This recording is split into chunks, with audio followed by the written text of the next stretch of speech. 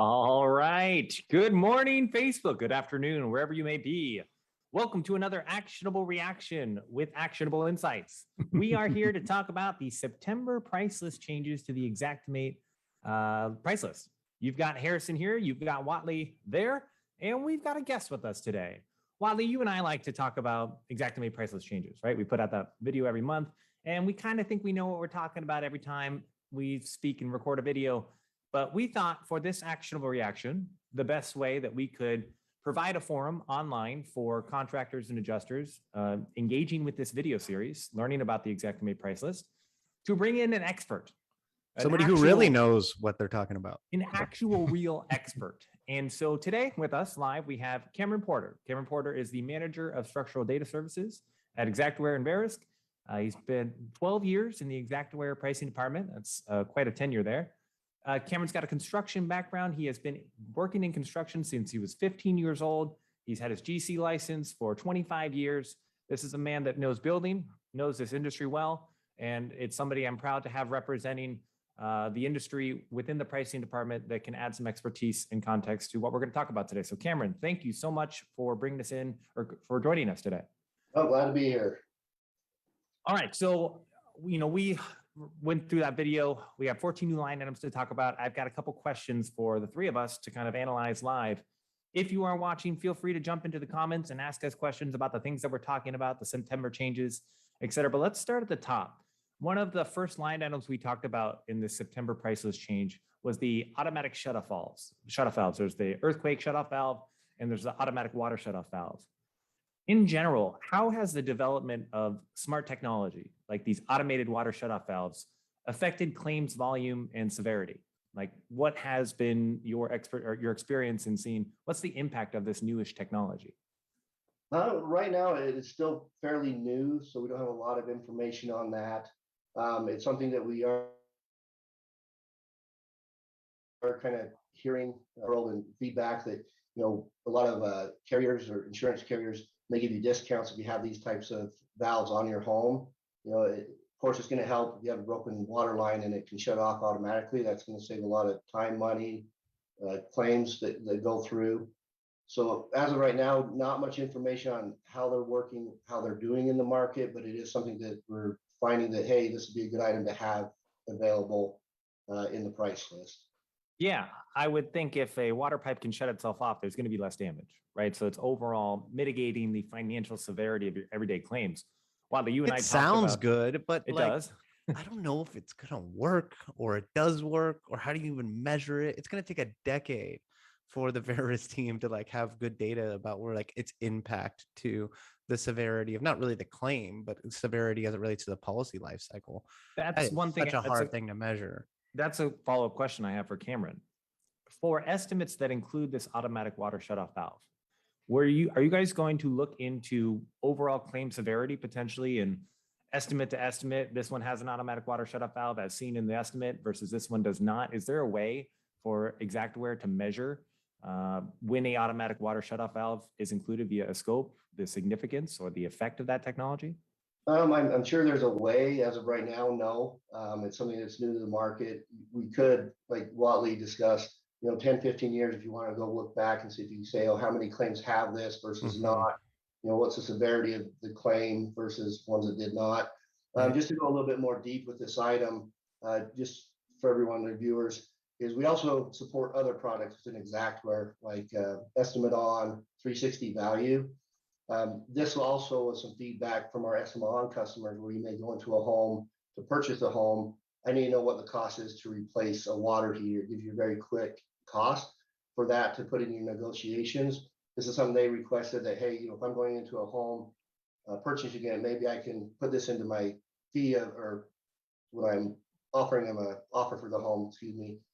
Hey, if you add this water shutoff valve, would you include that with your cost? This will give them a price of, oh, it's X amount of dollars to put this in so I can get that information really quickly.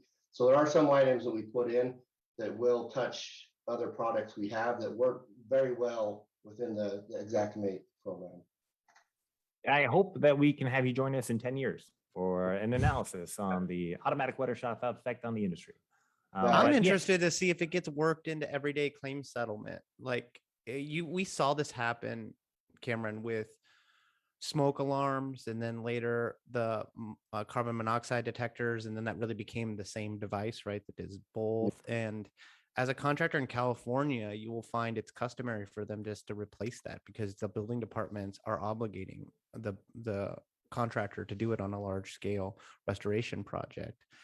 And so I'm interested to see how this smart home compatible automatic shutoff valve like gets either adopted at some point into some of the building department municipalities, and then whether the carriers just really encourage the program contractors to start putting those in. And I think that that's great that there's that line item, because if I'm an executive at Peer or NatGen, I would probably encourage my program contractors, like, I'll give you another $600, like, go get this darn thing in there, because that probably constrains severity as it relates to the policy life cycle, meaning it's going to cost them a little bit more as it relates to that claim, but on the life cycle of the policy, it's probably a sound investment. Yeah, agreed. And like I say, it might just be where it becomes local codes. They require them in the future and just it gets adopted over the years. So it's just a good item that we thought it was a good item to have in there and see how it gets used. The earthquake gas shutoff, was that the similar catalyst for its adoption, or was that more driven from the municipalities? Same way, just requested both those items. We are also request for a surge item as well that we're looking into. So it's just all in the same request, basically, for multiple customers. Makes sense. Yeah, I think the earthquake gas shutoff will get adopted even quicker because it has not only a financial component, but it has like a safety component to it. And I can see that becoming customary for the building departments to require that those are put in after a large scale restoration project or a new home build. Is that happening on new homes in California? I think so. I think that's like customary now on newer homes. I know that my buddy, Harrison, for our Building Basics initiative with Matterport, he has that automatic shutoff valve on that property that was built last year here in San Diego. So well, I think hoping that's he doesn't have a loss, but if he does have a loss, there's a line item for it now. Yeah, this is true. Cameron's out ahead of it once again. Cameron, we travel around the country. We train Matterport, we train Xactimate. And sometimes the number one question we have is something around pricing feedback, how are line items created? And there was a new line item this month that I thought was interesting that I wanted to point out. It's specifically the plastic baffle vent line item. Now, when doing research for the September price list update summary video, we realized, there are two baffle vent line items. There was a cardboard and a foam, I believe. So I'm curious, what inspired the new plastic? Is this something that contractors around the country reached out to Xactware and emailed pricing at Xactware.com to say, hey, there's this new product that we're using and there's no line item for it? Or is this something that potentially vendors reached out about, hey, we are producing and supplying a new type of baffle vent that we feel there should be a line item? Give us some insight as to what inspires kind of a new line item of a new material for a new product, et cetera. Yes, most of our requests come from contractors, customers. We will have vendors contact us, but we want to be very aware that, hey, until it gets in the market, we can get some data on it, get some feedback from contractors utilizing that product. We just don't want to make up a cost for it and put in the program. So we do get vendors that contact us with, hey, this is a new product, and we do pay attention and watch it. But this one, again, was just contractors emailing in the pricing line saying, hey, there's a new product out there. We reviewed it, if we can combine them, if it was very similar cost to the cardboard or the foam, it may make sense just to make a quick verbiage change and then include those two in there. Makes it a little bit simpler for the estimator, so there's not as many line items. We found that this is just a little bit different price point, so we decided to create a new item for it. Makes sense. I like how he drives it from the contractor side. It drives the manufacturers nuts that you guys do that. As you might imagine, Cameron, like we have manufacturers approaching Harrison's team every month for this or that new product, right? Yeah. And we just know that there's no real direct outlet like for them to influence what you guys are going to adopt. And I think that's prudent of you guys to do it. It seems like it takes years. You want to see it get adopted into the marketplace, right? And get some idea of pricing from your contractors, either GCs or C series, before you adopt it. A good example of that, Harrison, was Ernie at Injectadry, his infrared lamp, right? Like that sat there for 3 years with no one really knowing how to bill for it. And now, did we update the insight sheet for that one? It's about to go live next week. Okay, cool. Cameron, you adopted that new line item, what, Uh, 60 days ago? Yeah, Something just- about, yeah. yeah. And but that took time, right? And that was thoughtful because you guys typically, correct me if I'm wrong, but you don't adopt a line item with an individual manufacturer in mind. You try to be manufacturer agnostic as it relates to maybe the pricing that you would assign to an LGR DHU or an air mover, etc. Right? You guys are agnostic of the manufacturer, right? Yeah, we try to be generic. We don't want to be specific. Some products you have to, there may be one out there that's utilized, and that's the one product there.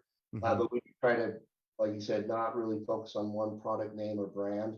We want to make sure that that's something we stay away from, because within the price list, excuse me, if we mention directly like hardy board, that can create some friction of they're saying this is hardy board cost when we're really meaning it's just a cement board siding or Right. that. So there is some of that.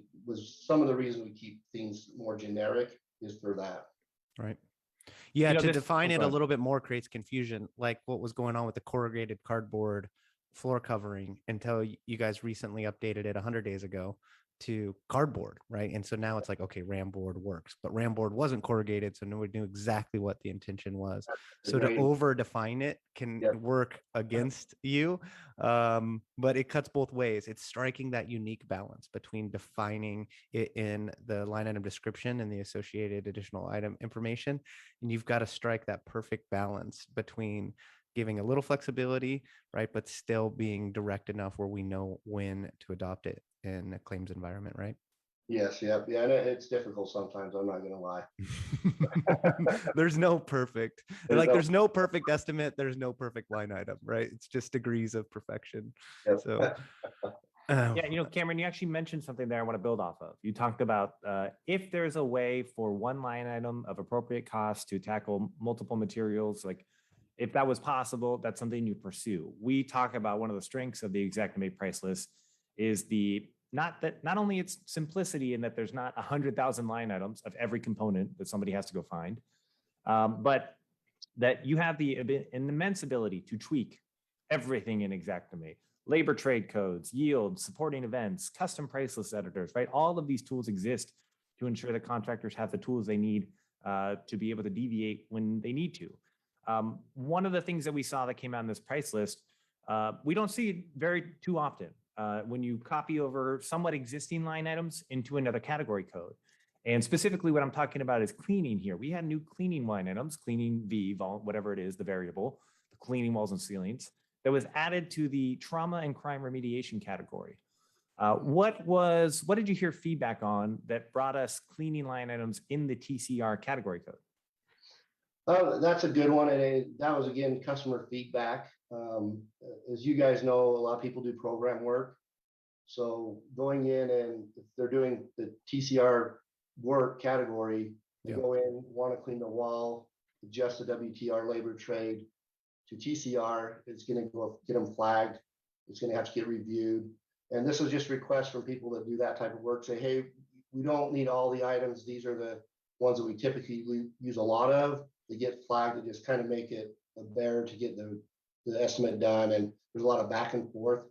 If you guys could accommodate and just create some items for us, that'd be great. So it's one of those. We're trying to help them out. They, when we talked to them, they said, yeah, the yields, everything are great. They're fine. We just want to mimic those for that category just to make our lives a little bit easier when we're estimating. So It behind those makes items. a ton of sense. Makes a ton of sense. I mean, I was a program estimator when I first started in this industry. I can think of some of the trauma and crime remediation assignments that were sent my way. And yes, to be able to clean the area would be helpful. I saw that. Additionally, by the way, the add for line items, add for height, cleaning at height.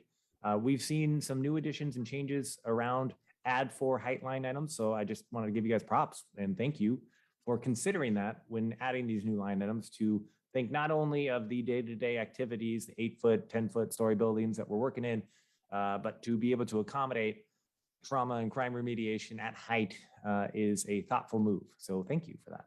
Yep, no problem. That's what we're here for. I noticed the yields didn't change versus the CLN versus TCR on those adoptions of those 5 new line items we're mentioning. Cameron, sometimes when I see you guys adopt a existing line item into a new category, you guys will adjust the yields because presumably maybe one trade is more productive than another when performing a similar function, or it may require full PPEs with one particular trade or category and one might not, and the PPEs might encumber like the productivity. What drives that conversation when you guys adopt a similar commonly used line item into a new category as it relates to yield? How do you evaluate whether it makes sense to update the yield? We go about a few ways. We have our top down, bottom up research. So we're going to look at it individually ourselves and say, does this make sense or not? We're also going to reach out to the customers that are actually doing the work and say, how are you accommodating this in the field? Are you just changing the labor category, or are you adjusting the yields or adding additional costs for this type of work? Again, with this one, the feedback was the yields and everything, the cost per square foot is coming out. We feel that it's a fair price. We just would like to have that available in that category. So we try to go as many prongs as we can. Look at the electronic feedback, also make some calls to customers, and also take our insight of what we feel would make sense, and then combine that data and say, okay, what direction we want to move in? Does it look like we're good to stay here? Do we need to make some tweaks and adjustments to reflect any additional labor costs or time constraints that may be associated with that item? As a follow-on, I'm working off the top of my head here, Harrison. Call me out if I'm wrong, but I think they adopted the trade code for trauma, right, associated with this TCR category. Should make sense and be customary, but I think the supporting events stayed CLN. Cameron, sometimes your supporting events don't follow the trade code or your category.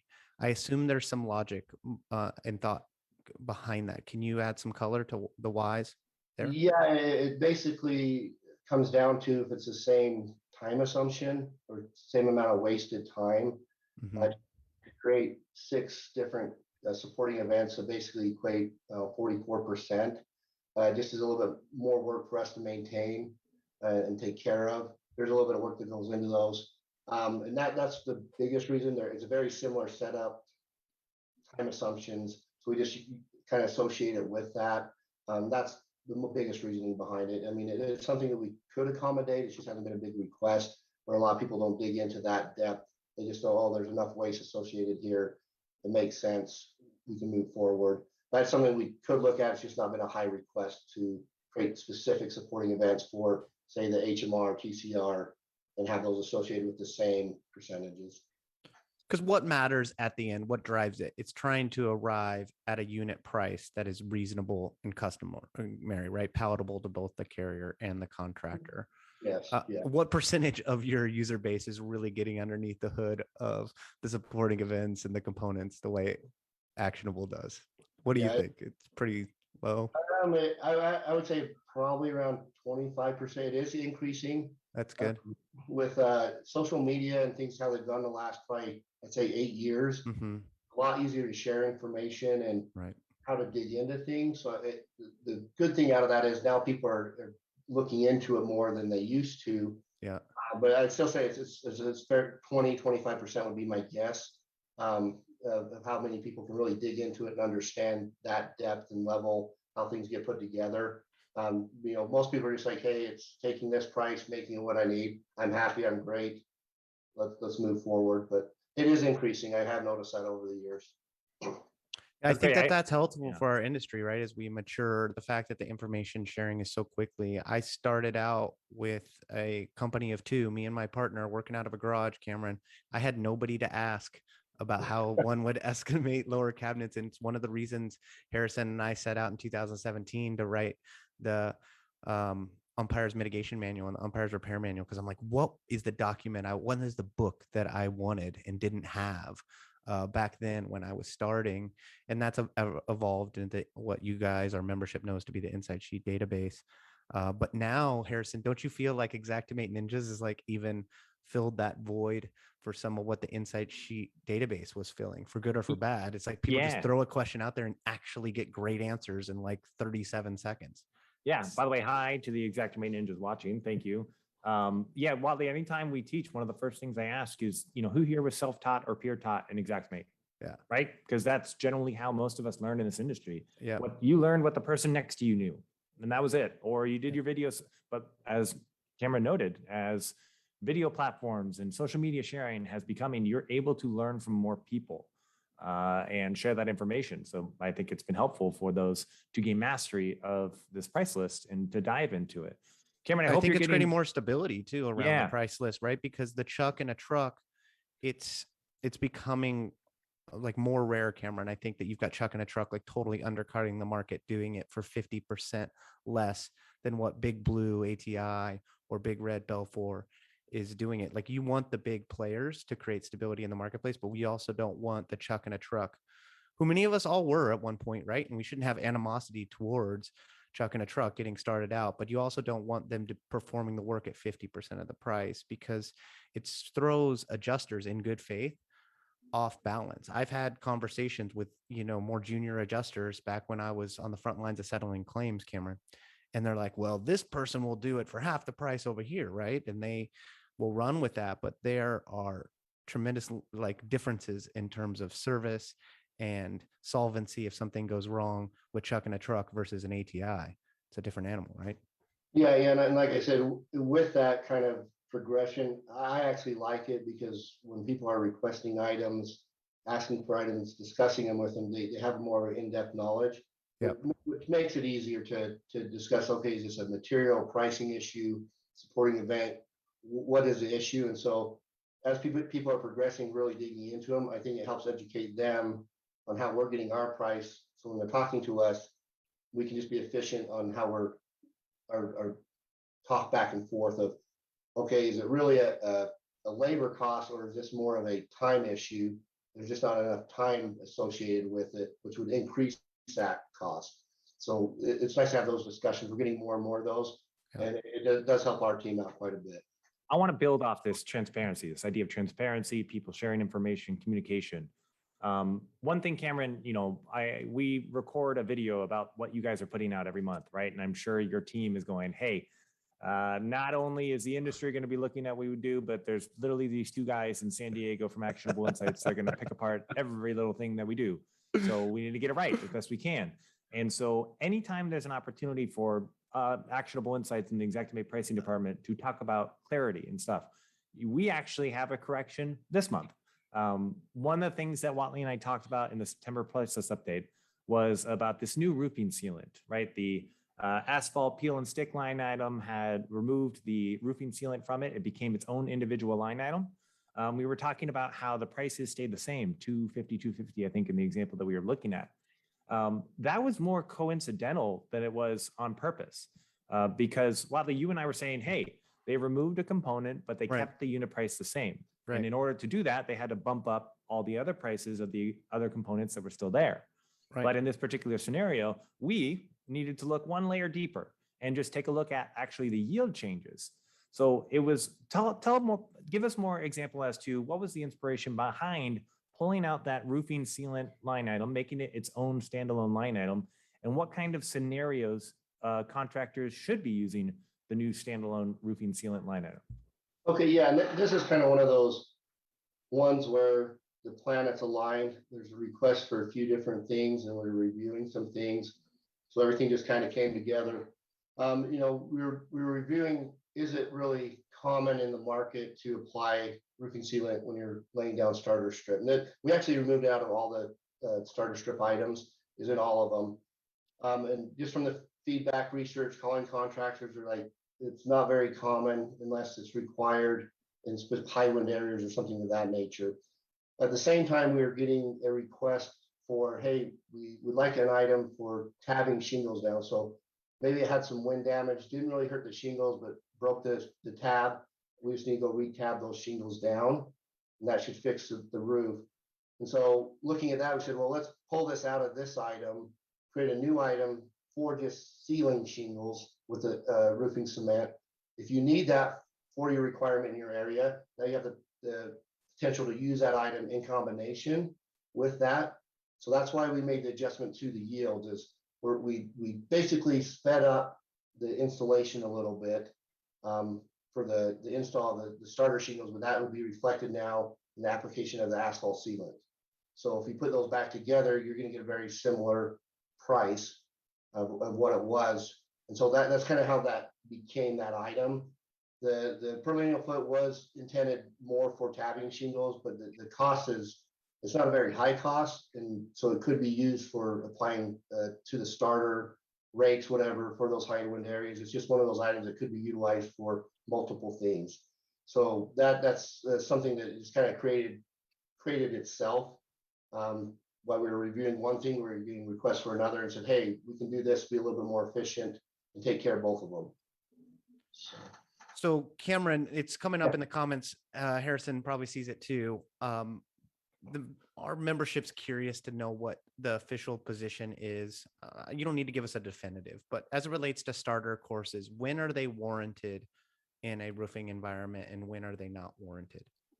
That's a great question, and it's one I can't give a definitive answer to. It's going to be really dependent on, we have items there to utilize. But how a contractor estimates, that's where we're going to pull back and say, and I've talked to different contractors, roofing contractors in different parts of the state, or the US, Canada, excuse me. And depending on who you're talking to, they estimate differently. Some guys will just add waste for it, and they'll just use the 30-year shingle. They know as long as I get an extra $200 to account for the starter, I'm fine. I can get that into my waste. I don't need it.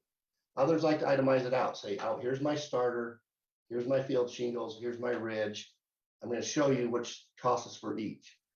So that becomes down to the parties involved agreeing on, okay, this is why I feel this is the better way to estimate this roof.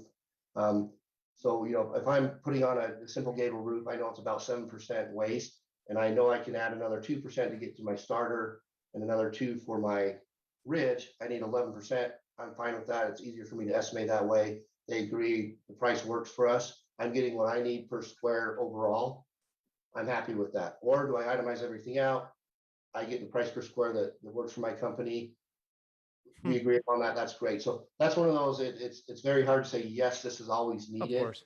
Because it's one of those, depending on how you estimate that. You call a roofer. They typically don't. When you say, hey, what do you charge per square? They don't say, oh, it's $200 for the field shingles, $15 lineal foot for the starter, $20 for the ridge. They're just gonna say, oh, it's $270 a square. But we itemize it out so our customers have the ability to say, okay, this is how much I'm attributing to each one of these things. So that becomes what you guys decide to agree works best for both of you. We're going to say go that direction, but the availability is there to add additional waste or itemize it out. So from what I'm hearing, the official position is be transparent in how you decide to calculate, right? And the waste component, that's an interesting insight. Like I didn't necessarily have that approach. And that's something I get asked a lot as a trainer. It was interesting when we were up in Lehigh, Cameron, with Glissmeyer, and you had all the XCTs up there and we started talking about starter course, and you could have drawn a line down the middle of the room with folks' take on that. But I think it's prudent at some point for your pricing department to not take an absolute statement and at least allow the free market to try to play out in a not totally free market environment. Yeah, and that's when we get a lot of emails regarding that question. And it's kind of that response. It's when we have to step back and kind of say, at the end of the day, if you're needing X amount total for the job, how you get to that by adding additional waste factors or additional line items, that's between you and the other person to agree on. We're just saying these items are here if you want to use them, but we don't want to say you have to or you cannot use them in an estimate. Yeah. I like that. Yeah. Exec's role is not to tell people how to scope. It's to give them the tool to figure out how to do it for themselves. So that's part of the magic of that. All right. Go ahead. Yep. Whatley? Yeah. Before you jump to the changes to the existing line items, which are significant, and I want to get Cameron's take on, This rekey a lock. This one came out of nowhere, but I was like, oh, this is great. I can imagine several applications for this from the restore's perspective and even from an executive general adjuster's perspective. What was the catalyst for the adoption of that new rekey a lock line item within the F in H category? Finish hardware. Again, a lot of these are customer driven requests. This was just, when you're having vandalism, front door gets kicked in, replacing the door and lock, you need to get it rekeyed to match the rest of the house. It's just one of those requests. Hey, this would be this is something we're seeing a lot in estimates. There's really not a lot of item to account for it. In your video, as you mentioned, that'd be a great example where you could use this item. But it was just one of those. We tend to create an item, and I'd like for this, we'd like to see one there just to select and use, makes our life easier. So, yeah, that's great. What Cameron's alluding to, guys, if you haven't seen the video, is I've been involved in some large losses as an umpire occasionally, and we had issues where like the contractor needed to get into private residents that were privately owned in maybe like a 14-story building downtown in San Diego. And so the locksmith had to come through and like rekey every lock, and like nobody really knew how to bill for that or how that would be realized or split up. And now having that line item makes that more elegant, because not a contractor and not an adjuster knows exactly what the pricing should be for that. At least you guys set something forth that's probably palatable to both sides there. So good on you for that adoption. You adopted it, it sounds like, with a bias towards vandalism, but I think its application will be beyond that in a claim settlement environment. and that's a cool thing is, a lot of the requests we get are very similar, but then you'll see it being utilized for something. Oh, wow, this is great for this type of environment where we need this.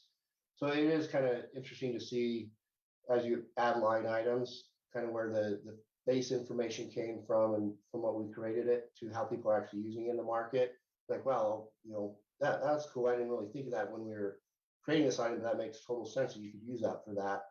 And it's just one of those things that it's kind of cool to see sometimes with these items and hear feedback from people like, hey, would this item be, reflective of this type of things? Like, yeah, you know what? Yeah, that could work for that. So cool. Love it. One of the things we talk about when we train is labor minimums. The impact of, we used to be base service charges. Now they're labor minimums. What's the best way to tackle labor minimums? And there was a change this month in September for one of the labor minimums, specifically fencing, FENMN. There was, if you go to the additional item information, you'll see a change from 2.5 hours for a fencing minimum to 3 hours. Out of curiosity, what inspired the move to 3 hours for the fencing labor minimum? It's half an hour. Is this more in line with other labor minimums that are typically 3 hours that we see? Is this something that you heard feedback from contractors or fencing subcontractors saying, 3 is a more appropriate labor minimum for fencing? What inspired that? yeah, this is again a request from some other products we support, but it was also coming in through our emails and things. So minimums are always difficult because we put an hour amount to them. But yeah, just customer requests saying, hey, this looks a little bit low.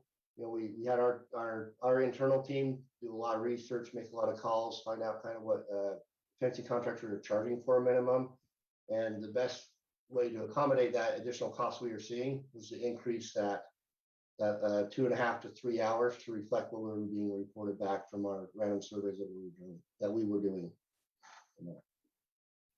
Makes sense. You don't see labor minimums change every month. So it's one I wanted to highlight in this kind of opportunity to look at, hey, what inspired that kind of change?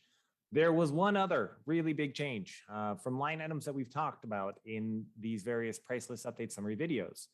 Months ago, we saw a cabinet reset line item with temporary shoring, temporary supports. I've had the opportunity to talk about this line item multiple times while traveling on the road. For those that are unfamiliar, contractors have the ability to extract lower cabinets while putting in temporary support poles to keep the countertop in place. And this was a beneficial addition to the price list because it gave contractors a financial incentive to actually try to keep the countertop in place.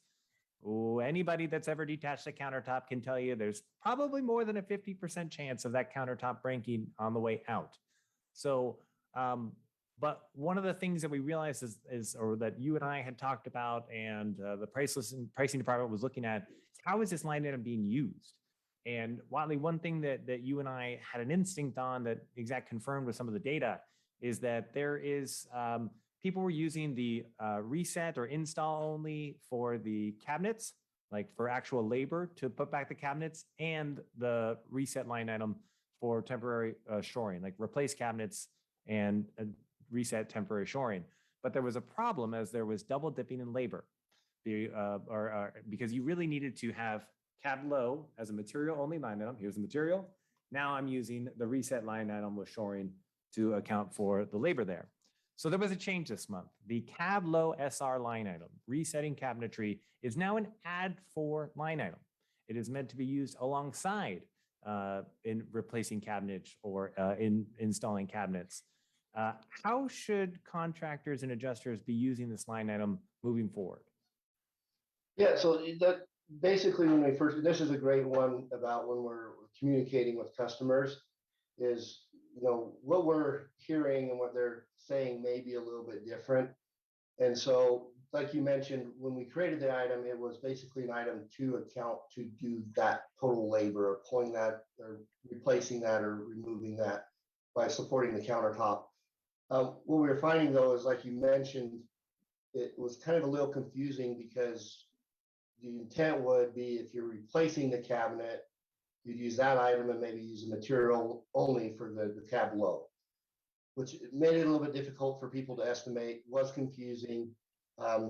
So, we worked with you guys and looked at this and said, okay, what makes more sense? Well, it makes sense just to add the difference of labor is required to make sure you're not going to damage or crack that countertop and create an add-on line item. That makes it easier for the estimator. Now they just know I can just put in this item and this item. I don't really have to manipulate anything anymore. But that's the intent of that item is, if I'm replacing it with the cab low plus item and I'm trying to preserve the countertop, this item you might want to add into addition to that for that additional labor to, it's going to take to be a little bit more slow, a little more careful, make sure you don't damage it. So that's one of those ones that we take the information we have, the feedback comes back, hey, you know what, let's tweak this, make this a little bit easier for the customer and estimator to utilize in their estimates, where it's not going to flag or bring up anything where they might get an audit why you have these two in here. Now it's very direct, says it's an add-on item. So it's okay, I can add this to this item. It's very clear. So it's one of those great items where you put it together, get it in there, and then the feedback comes back, say, hey, you know what, this would help us in the actual field. Yeah. Do this job better.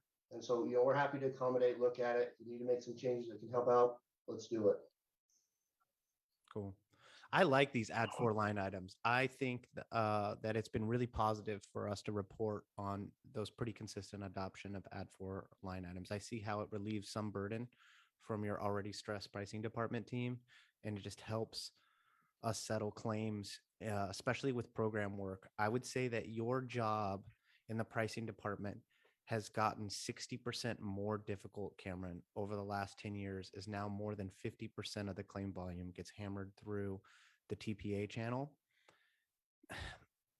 There's just no way to deviate from the price list in the kind of way that we historically could, right? You understand that your contractors are totally really constrained to the plain vanilla price list unmolested.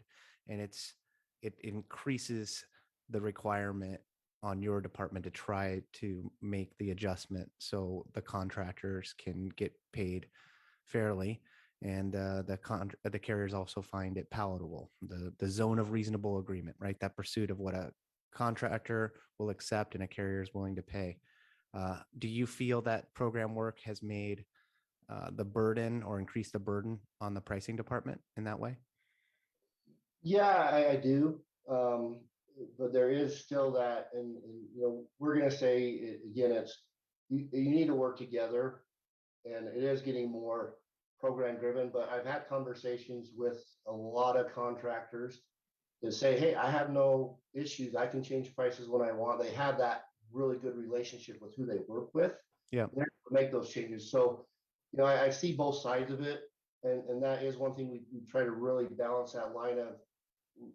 it's great if you would never have to deviate from the price list. If we could be 100% accurate everywhere, but that's just an impossibility. Yeah.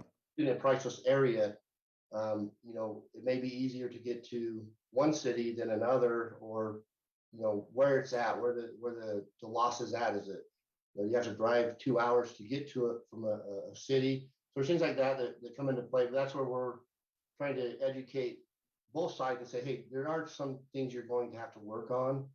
We're trying to get these as accurate as we can for the total priceless area, but there's no way I can say this zip code versus that zip code should reflect the exact same price. Just, the density of housing in one area versus another, things of that nature will put in those requirements, but our price should be able to be in that realm of the quotes you would get in that area. But I would say program work is becoming more and more common. Yeah. But again, on the other side, I have had a lot of conversations with contractors at work and have good conversations, and they report back, yeah, we can make changes when we need. One thing I do when I talk to contractors about, I'm like, also realize you don't always have to increase the price. Sometimes you may want to decrease the price. I might help you in your negotiations. If you know that you're making bank over in this corner here, Yep. That's great. But if you modify that down, increase this over here, and they're saying, okay, this person's working with the price, so manipulating it both ways, that may help you make a great relationship with whoever you're working with. That trust goes up. Yep. They see those changes, they're not questioning, why are they doing this? It's more, I know this person, I work with them all the time. This is probably more than needed in this estimate. And, it might just ease that friction sometimes there. We talk about that importance of yield changing. You can take an existing line item and tweak yield, meaning productivity, meaning, right? You can go up, you can go down, and yield has an inverse relationship with price, meaning that if yield goes up, generally you're more productive, and price goes down. If yield goes down, price will go up. Something became harder to do. We've talked, people, when they first learn about yield, they get so excited. They're like, wait, you mean I can adjust yield down and move the price up? And I can just do that all the time? But then you need to caution them as to like, hey, the tool exists so that you can find accuracy, reasonability, what is customary. And if you are only ever adjusting yields up, then you're going to get pushback on things. But if you find in the inverse, actually, if you're only investing yield down and you're going to get driving pushback. Prices up. Yes. Yeah, but your curriculum's unique that way. We've been training to that for 10 years, Cameron, at Actionable, which is, especially on large loss, like try to acknowledge where you're overcompensated. The economies of scale. Yeah, it will provide space for you to make warranted adjustments when you're undercompensated. And we train to trying to make a reasonable profit within each category, Cameron, as opposed to trying to make it up somewhere else. I think it's unhealthy for contractors to go, oh, I'll take it in the shorts here, but I'll make it up somewhere over here. There. And if I'm sitting where you're sitting, that doesn't help the pricing department from a top down or bottom up feedback. If somebody's taking the shorts here and they're making it up there, then a lot of what the data you're seeing, it wouldn't be able to observe that. You would want to see when folks are deviating within a category code consistently, so you could make the adjustments in a data-driven fashion. So we've been trained into that for a long time, and I think that makes Actionable quite unique. Yeah, that's a great point. Is it, if we're seeing those manipulations and changes in the yields, and it's just not a labor change, but it's adjust this to make this cost accurate.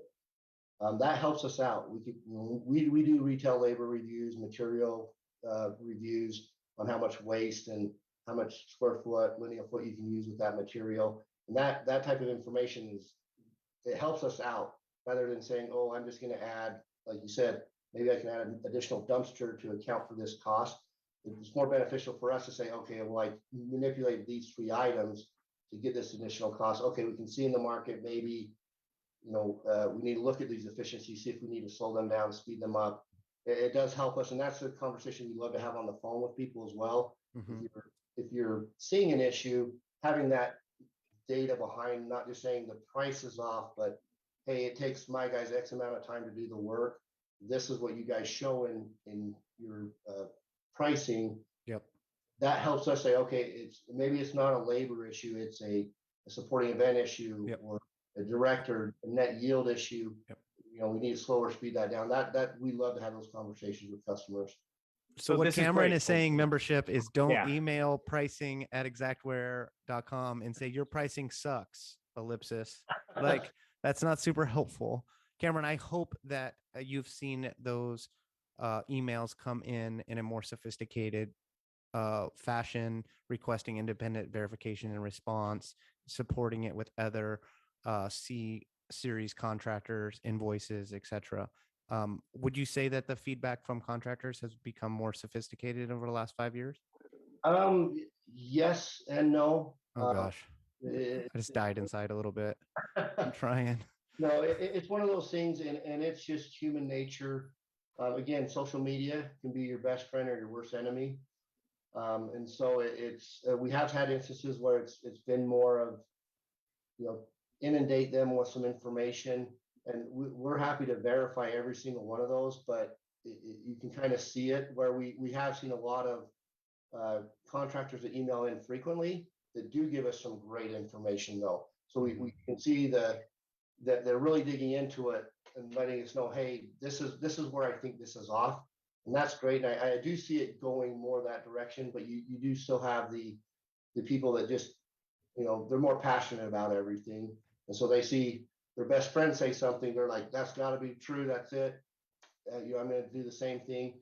And we know that everyone does it. So it's nothing that we're saying is bad. It's just, we do see both sides of it still, but I'd say over the last 5 years, we've seen an increase of emails. I'd probably say over 1,000 more emails a year come in, and they are getting more. You can see the education in a lot of people. We do have a lot of people that email in frequently. You can see they're really digging into it, asking great questions, and so it is moving towards that more. Okay. That more direction, but there are still a few out there that are passionate I about. can't solve that, man. But I just want to hear we're just incrementally moving in the Yeah, right direction. Otherwise, I'm just going to turn over this desk and walk out. No. One of the major themes, guys, I'm hearing on this call, and something that we've established with Xactimate and you, Cameron, is communication and communicating with customers. That seems to be the intent of the Xactimate Pricing Department, right? You guys want to make changes. You want to make actionable changes and make things work best for the people that are using Xactimate to settle claims. And we have always, when we train, put an emphasis on communication with the pricing department, speak data, give them the data they need to be able to verify and look into things and make changes when it's warranted. I would love to ask this. For those that are curious about Xactimate pricing, Xactimate line items, what's the best way for them to provide feedback to the pricing department? What's the best way to communicate with Xactware about the price list? The best way is through email or contact us by phone. You can go through exact analysis through the service provider and go provide it that way. That does take a little bit longer to get to us just through the processes of getting that data, collecting it and getting it to us. So honestly, if you have an issue, the best thing to do is just pricing at exactware.com or call Xactware and select pricing data services. We're happy to talk to you and discuss things with you. But like Mark said, with emails and things, the more data you can give us, more information you can give us, it helps us. Examples like he said is your price is wrong, fix it. I don't even know where you emailed from. I'm guessing from the your signature out of this state, but you could be working in another state. Mhm. So those types are very hard. We try to reach out and say, hey, okay, where are you in? Where are you working? Are you a drywall contractor? Are you a flooring contractor? What is it? If I'm doing flooring and I feel the pricing is wrong and I just say your pricing's off, I know exactly what I mean. I'm the flooring contractor. We have no idea what you're meaning by that. So the more information you can share with us, hey, I'm a flooring contractor. You have 90 cents a square foot. In my market, we're seeing 90 to 100 or $1.20. The average is around $1.12. You guys look at that. Oh, now we know what we're doing. We can get in there and look at it. Here's some contractors I use to install my carpeting. And it gives us more information. We can contact them, add them to our random sample surveys. That stuff we just love. That helps us get the price quicker or adjusted quicker if needed for that customer. We have that data where digging into it, trying to find out what they're meaning, it just takes that extra time and ability to try to extract that information from them, which is hard. I understand people are busy. you're just like, hey, I noticed this, and in your mind, you know exactly what you're trying to portray, but sometimes the person on the other end is shrugging their shoulders saying, I'm not sure what you're meaning by this. So, but we always do try to reach out to those people, discuss it with them. We don't just, you know, put them in a black hole. We make sure that we call them, reach out, say, hey, can you give us more information? But just knowing that beforehand does help the process just be a little bit more efficient on both ends. Yeah, you should know that on the ground, our membership has consistently provided feedback that your teams get back to them within 48 hours in a credible way. So good on you for doing that. I know you guys are strained for resources, but you manage a credible reply in all cases that we're aware of. Yeah, we do try to answer back within 24 hours on our emails. You know, if it hits on the weekend, might be a couple days, but we really do try to get back as quickly as possible. So, you know, they feel like we're monitoring what and take their requests seriously. We don't want people to think we're just putting it in a black hole or ignoring it. We want to make sure we answer back. Sometimes it's not the answer you're looking for, but we at least want to relay, this is what, you know, the pricing we found, this is why this price is this. We did a survey, this is the range, this is why we have it at this price. At least give you why that pricing may be what it is in that area. Yeah, clarifying intentions, right? What is the Xactimate price list? What are you guys trying to do with this line item? What does the buildup intend? What does it include? What does it not include? That is the entire spirit of the price list update summary video series that we put out every month. Cameron, I want to thank you immensely for joining us today. It is not often that we get to work with you on in a live video series. I mean, when was the last time you were in a live series like this? I've never seen Cameron Porter streaming live on Facebook. That's something I would like to see in my lifetime. I want to see that workout session. I mean, I got my own work to do over here. So, anyways, it's a good inspiration. Thank you, Cameron. I appreciate you coming on today, providing some transparency to the September price list changes. I look forward to seeing what you guys come up with next month. You mentioned at the bottom of it, we'll see some things around detaching, resetting pools tables. You know, we have an insight sheet, an Xactimate invoicing template on, you know, moving billiards tables and things like that. So thank you for giving me work next month to do. I appreciate that, but I know it's a two-way street, right? We give you feedback and suggestions and clarifications. That means work for you. You do fantastic work in adding new line items and clarifying intent. And that leads to work for us. So we appreciate the mutual relationship, and I look forward to seeing what you guys do next month in October. Awesome. Well, I appreciate being on here with you guys. It's fun, and you know, we're here to help the customer. Just, you know, I want to make everyone know that, you know, we work with both insurance and contractors. Our job is not to make either or happy. Our job is to report on the information we're finding, but we're always happy to work with either side to try to resolve any issues they feel are there. So, all right. Oh, thank you, Insiders, Cameron. Xactimate Ninjas, for joining us today. We will see you next month when we release the next price list update summary video from Actionable Insights, and we will be on for another actionable reaction, hopefully with another guest. So thank you to everybody out there. Keep settling those claims, and we will see you guys soon. hey, Keep thanks, building. guys. Be good.